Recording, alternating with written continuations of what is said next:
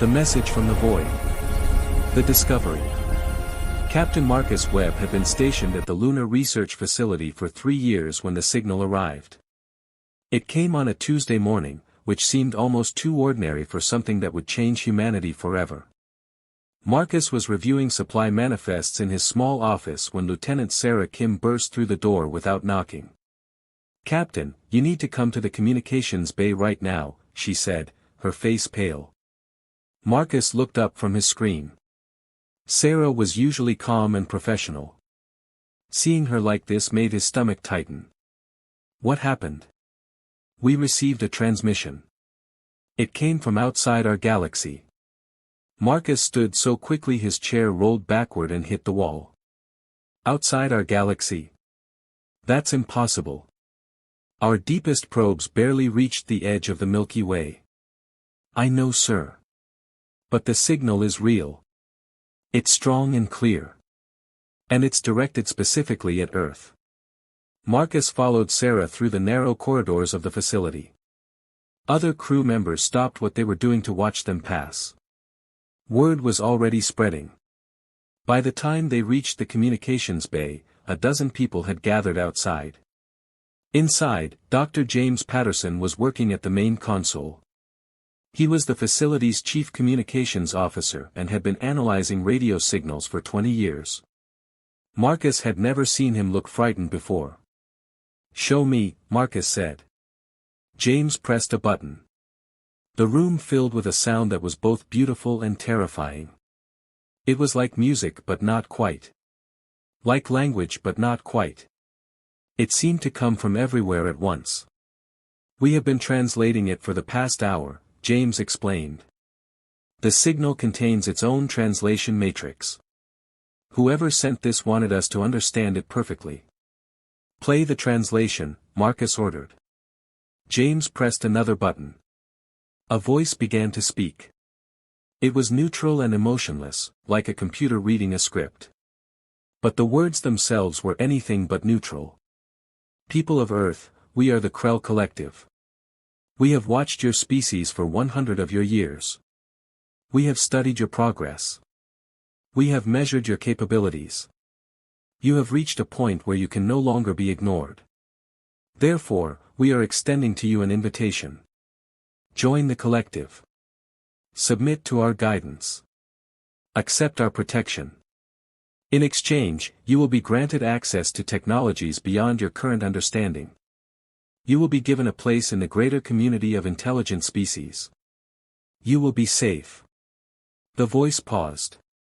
In that pause, Marcus felt hope rising in his chest. First contact. Peaceful first contact.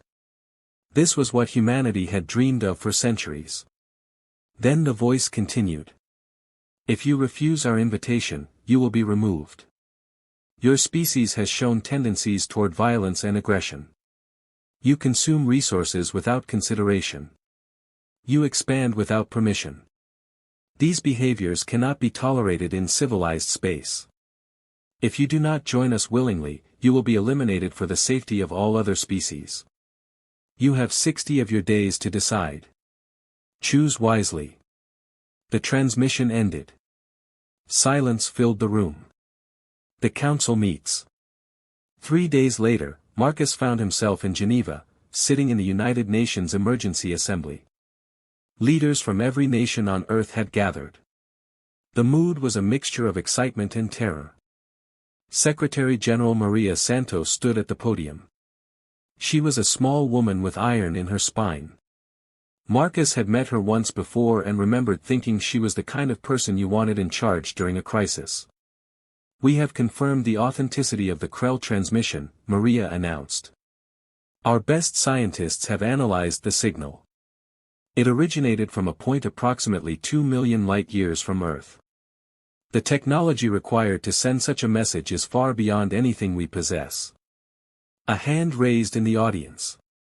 It belonged to President Chen of the Asian Coalition.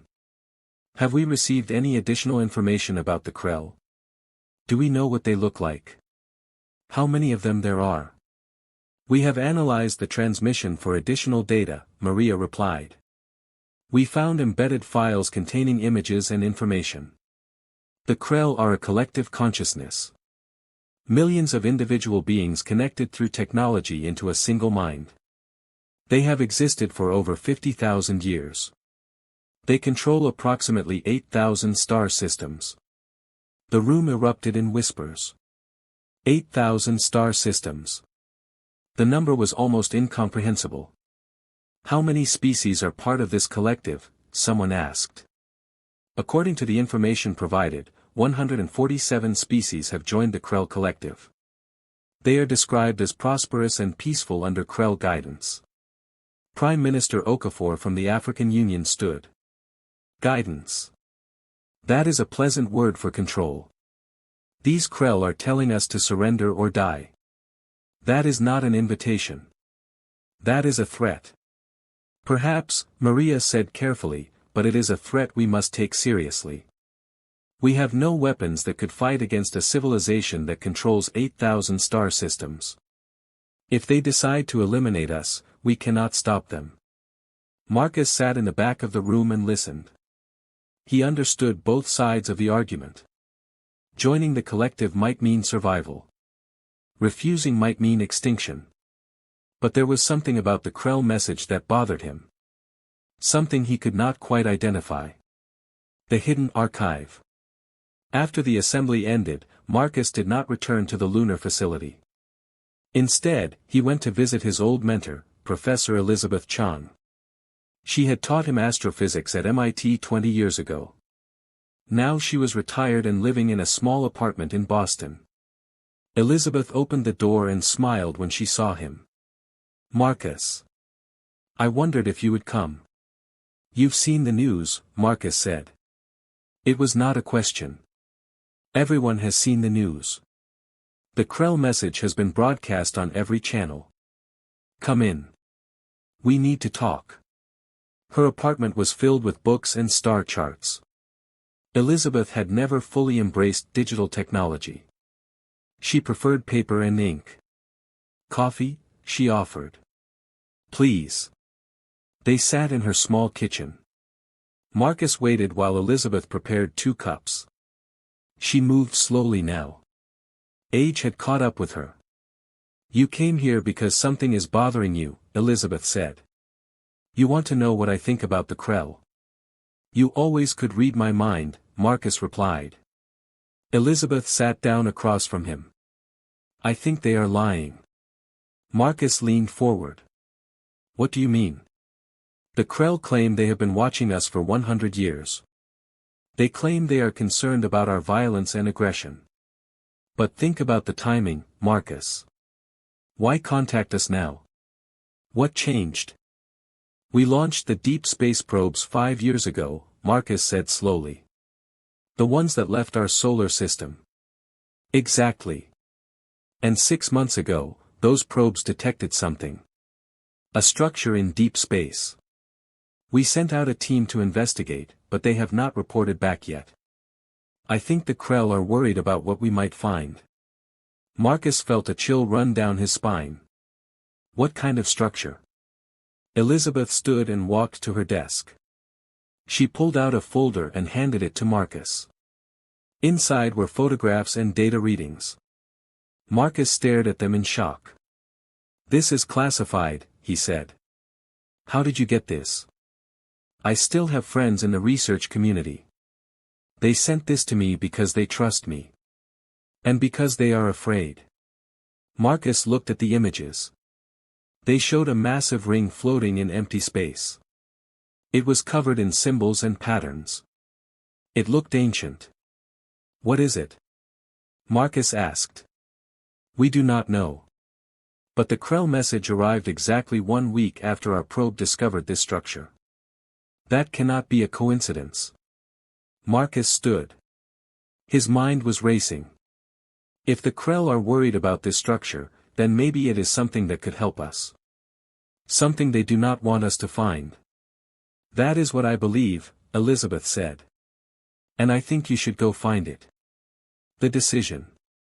Marcus returned to Geneva the next day. He requested a private meeting with Secretary General Santos. She agreed. They met in a secure conference room. Marcus showed her the folder Elizabeth had given him. "Where did you get this?" Maria demanded. "That does not matter. What matters is what it means. The Krell are afraid of something. This structure might be the key to our survival." Maria studied the images. "Even if you are right, we cannot reach this structure in time. It is located 300 light-years from Earth. Our fastest ships would take centuries to get there." "Not if we use the experimental jump drive," Marcus said. Maria looked up sharply. "That technology is untested. The simulations showed a 30% chance of catastrophic failure. 30% chance of failure means 70% chance of success. I will take those odds." "And if you fail? If the jump drive tears your ship apart?" Marcus met her eyes. "Then at least we will have tried. At least we will have fought. I would rather die trying to save humanity than live as a slave to the Krell Collective." Maria was silent for a long moment. Then she nodded. "Very well. I will authorize the mission. But Captain Webb, you understand what you are risking. Not just your own life, but the lives of your crew. And possibly the future of our entire species." "I understand," Marcus said. "The journey begins." 5 days later, Marcus stood on the bridge of the UES Pioneer. It was humanity's newest ship, designed specifically to test the experimental jump drive. His crew consisted of 12 people. Scientists, engineers, pilots. All volunteers. All willing to risk everything. Lieutenant Sarah Kim was there. So was Dr. James Patterson. And 20 others who believed that freedom was worth fighting for. "All systems ready, Captain," Sarah reported. Marcus took a deep breath. "Engage the jump drive." The ship began to shake. Energy built up around them. Reality itself seemed to bend and twist. For a moment, Marcus thought they had made a terrible mistake. Then everything went still. The shaking stopped. The light steadied. "Jump successful," James announced, his voice filled with wonder. "We traveled 300 light-years in 12 seconds. The crew erupted in cheers. They had done it. The jump drive worked. "Scan for the structure," Marcus ordered. Sarah worked at her console. "I have it. Distance, 50,000 kilometers. It is exactly where the probe data indicated." Marcus looked at the main screen. There it was. The ancient ring, floating in space. Waiting for them. "Take us closer," he said quietly. "Let's find out what the Krell are so afraid of." As the Pioneer approached the structure, Marcus felt hope rising in his chest again. Maybe they had a chance. Maybe humanity could fight back. The ring began to glow. Symbols lit up across its surface. And from somewhere deep inside the structure, something ancient began to wake.